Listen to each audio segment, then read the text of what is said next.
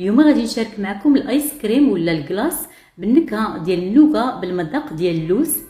تيكون اكثر من رائع في المذاق ديالو، كذلك القوام ديالو تيكون كريمي، فتيجي مبرد وما تندوقوش فيه المذاق ديال الثلج نهائيا. كيف كتشوفوا الحجم العائلي اللي غادي يعطيوه لينا هاد المقادير البسيطه في التحضيرات ديال هاد الكلاص. فغادي نبداو هنايا بالنسبه للنوغا، غادي نديرو في الكاسرونه واحد نص كاس ديال السكر سنيده، غادي نديرو على نار تكون متوسطه حتى تيبدا يذوب لينا بهذه الطريقه هذه. من بعد كنقصوا النار باش ما يتحرقش حتى تيولي على شكل كريمه. وغادي نضيفوا واحد 100 غرام تقريبا كاس ديال اللوز اللي يمكن لينا نعوضوه بالكاوكاو. كنخلطوا مزيان حتى كينسجموا لينا هاد الكريمه مع اللوز، يتلبس بها مزيان. بعد كنخليوه حتى كيبرد، عاد كنهرمشوا منه تهرميشه رقيقه في واحد المقدار، ومقدار اخر كنخليوه للتزيين. هنايا في المقادير عندي هاد الغبره ديال الكلاص ولا الكريمه اللي هاد النوع هذا يمكن لينا نديرو اي نوع متوفر عندنا غير يكون حلو، ونسيترو ديال الحليب. والمنكهات هنايا عندي دانيت بالنكهه الكراميل والبسكويت الشوكولا وكذلك حليب مجفف وهاد الصلصه ديال الكراميل، وهنايا النوغا اللي هرمشناها تهرميشه تقريبا رقيقه. وفي الخدمه كنديرو هنايا الحليب وتنديرو هاد الغبره ديال الكريمه كلاص. هنايا خاصهم يكونوا باردين مزيان باش تتخدم معنا بسهوله. كيف كتشوفوها راه كترجع الزبده الا كانت شويه دافيه، خاصهم يكونوا باردين مزيان. بعد ما كنخدموهم مزيان بديك الطريقه غادي نضيفوا لهم واحد 2 علب ديال دانيت بالنكهه ديال الكراميل اللي يمكن لينا نديرو غير علبه وحده.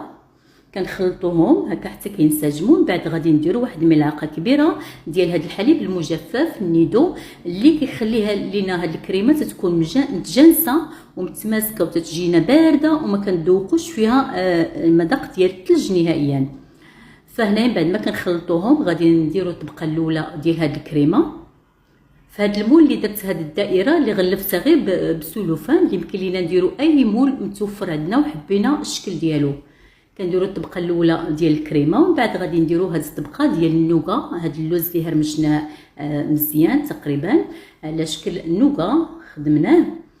غادي نديرو الطبقه ديال التفريشه بهاد الطريقه هذه، وغادي نديرو كذلك الطبقه الاخرانيه ديال الكلاص ولا ديال الكريمه، وغادي نقادو له السطح ديالو مزيان على الواجهه. من بعد غادي نغطيوه بهذا السلوفان في الواجهه ديالو، وغادي نديروه في المجمد حتى تيبرد لينا مزيان. انا هنايا خليته ليله كامله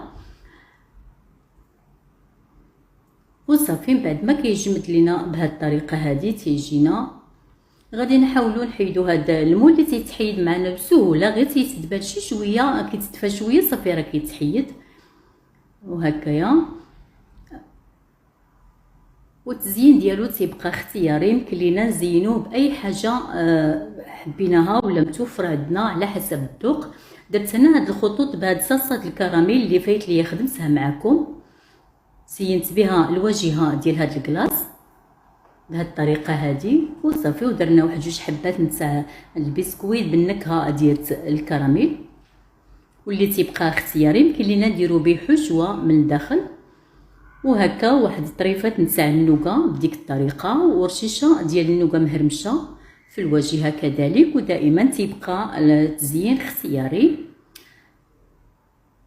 صافي. هنايا كنردوه ثاني يجمد شي شويه، يبرد لينا غير شي شويه، من بعد كنقطعوه وكنقدموه تيجي اكثر من رائع في المذاق. وفي الكريمه ديالته تتكون متجانسه ومتماسكه وما تندوقوش فيه الثلج نهائيا. كنذوقوا المذاق ديال البروده وكنتلذذوا بالمذاق ديال هاد النوغا كحشوه من الداخل، وكذلك بهاد الصلصه ديال الكراميل اللي كتعطي واحد المذاق مميز. طريقه بسيطه والمقادير بسيطه وعطاونا حجم عائلي